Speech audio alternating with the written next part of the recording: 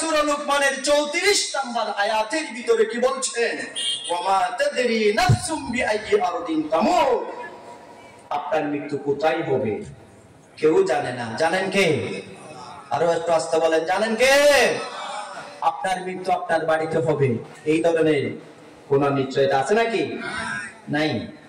আল্লাহ রাব্বুল আলামিন বলছেন আপনার রিজিক কোথায় হবে, আপনার মৃত্যু কোথায় হবে কেউ জানে না, আমার আল্লাহ তাআলা জানেন। ইন্নাল্লাহু আলিমুন খাবীর। আল্লাহ রাব্বুল আলামিন সব কিছু জানেন।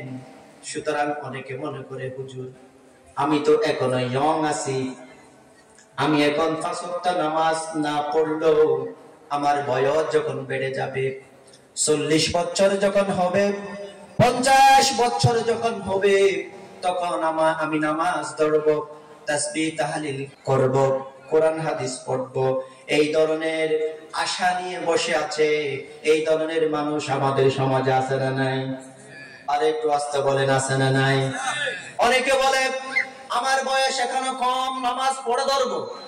আবার অনেকে বলে আমার দাড়ি এখনো পাকে নাই, আমার দাড়ি যখন পাকা শুরু করবে তখন আমি নামাজ ধরবো। আমার আল্লাহ তাআলা আপনাকে তো বলে নাই আপনার মৃত্যু 50 বছর হবে, আপনার মৃত্যু 80 বছর পরে হবে, এই কথা আমার আল্লাহ বলে নাই। সুতরাং আপনার মৃত্যু আগামীকাল হতে পারে, ঠিক কি না? আপনার মৃত্যু 10 দিন পরেও হতে পারে, আপনার মৃত্যু 1 বছর পরে হতে পারে, আপনার মৃত্যু 10 বছর পরে হতে পারে।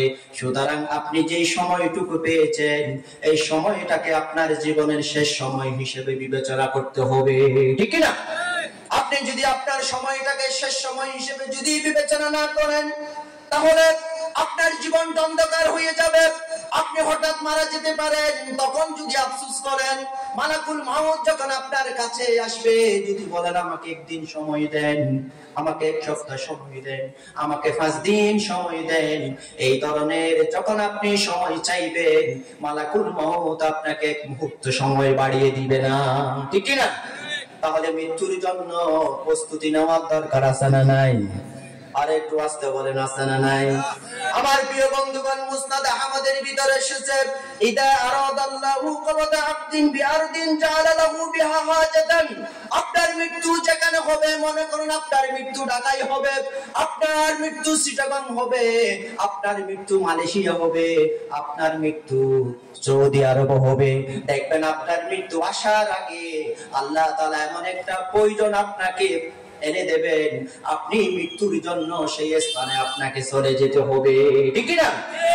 আল্লাহ রাব্বুল আলামিন সূরা আল ইমরানের 145 নম্বর আয়াতের ভিতরে বলছেন ওয়ামা কানা লিনাফসিন আও তামুতু ইল্লা বিইذনিল্লাহি কিতাবাম মুআজ্জালা। আল্লাহ রাব্বুল আলামিন বলছেন আল্লাহর সিদ্ধান্ত ছাড়া কোন ব্যক্তির মৃত্যু হয় না।